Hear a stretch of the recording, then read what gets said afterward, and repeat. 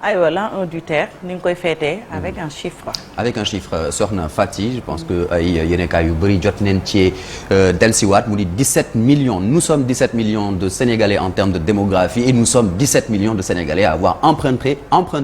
le train express régional kon diggante fukki fan ak juróom-ñaar weeru janvier atum 2022 ba fukki fan ak juróom-ñaar weeru janvier atum 2023 kon démb la woon sur plus de 2,4 millions de kilomètres yi ñu daal di parcourir boobu les TER ngir nag célébrer première année boobu TER bi daal di distribuer ay cadeaux de gratuité démb clients yi usagers yi ñuy fàttali que le TER a été lancé kon le 27 décembre 2021 ñu daal di koy rendre gratuit ci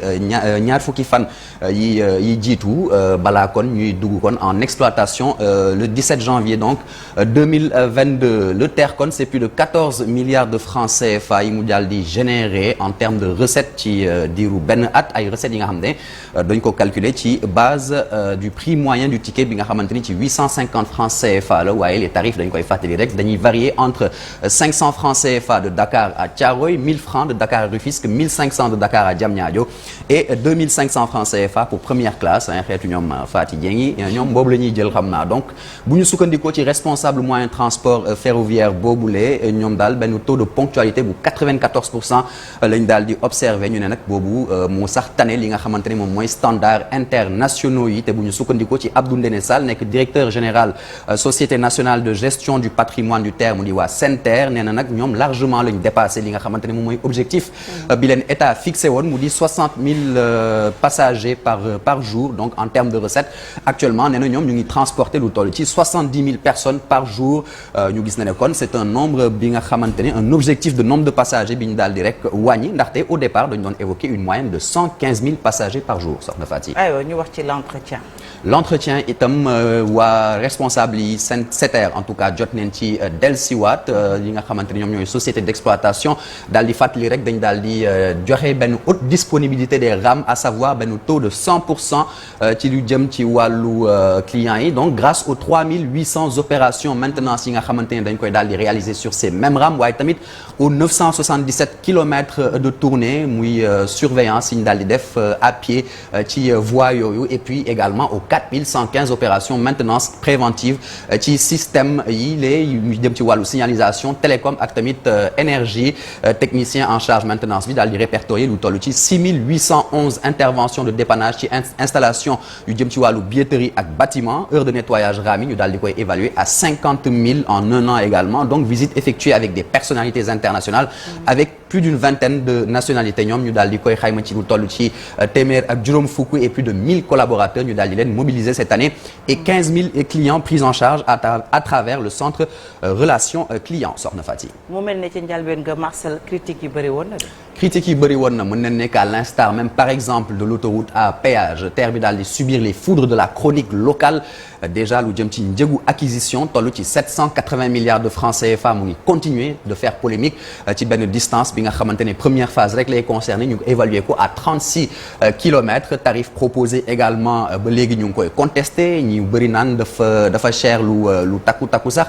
ñeneen ñi sax di fàttali li nga xamante ne moom mooy tarif du petit train de banlieue bi fi jotoon a am te nga xamante ne bàyyi na circuler il y a bientôt 3 ans tarif yooyu doon varier entre 100 à 250 francs diggante Dakar ak Tëngéej bu autorail de Thiès bi tamit ba Dakar nekkoon ci 750 francs CFA en deuxième classe et 1200 francs CFA en première classe soxna Fati. C'était la première phase ñu dem ci deuxième. Cap sur la deuxième phase moom nga xamante ne dafay nar a relier Diamniadio à l'aéroport international Blaise Diagne nar a nekk sur une distance de 19 kilomètres bu lépp nag naree pare diggante kon Dakar ba AIBD trajet Dakar ba aéroport boobu kon nar a toll ci 57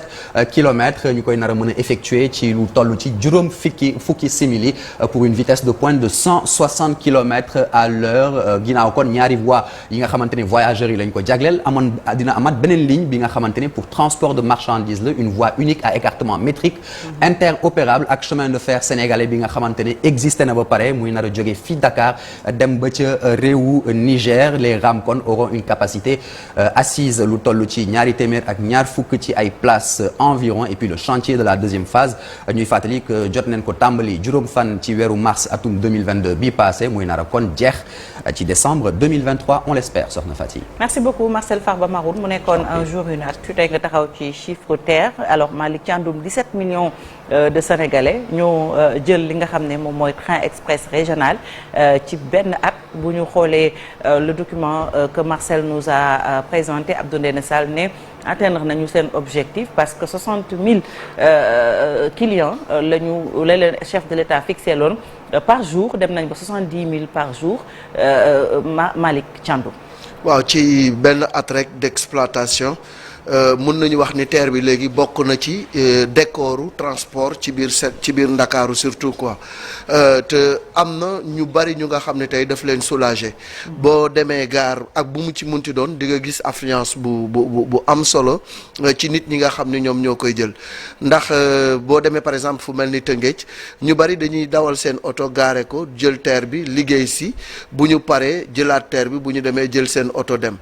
ci wàllu également gain de temps bi nit ñiy gagné moo tax ñu bari tey dañu def rush vers le TER looloo waral chiffre bi Marcel joxe noonu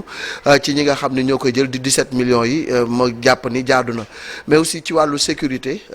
train bi man dugg naa ci duggati ci wax dëgg yàlla am na sécurité am na confort aussi surtout bu fekkee ni da nga jël sax première place donte jàpp naa ni cher na première classe bi de 2500 francs mais foofu du amul surcharge comme li am ci oto yeeg yooyu du fa am da ngay toog clim yi di la upp ngay voyager tranquille wax dëgg yàlla mun naa wax ne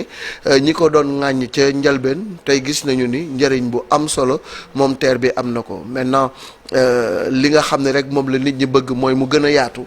ndax fi nga xam ne fi lay desservir jàpp nañ ni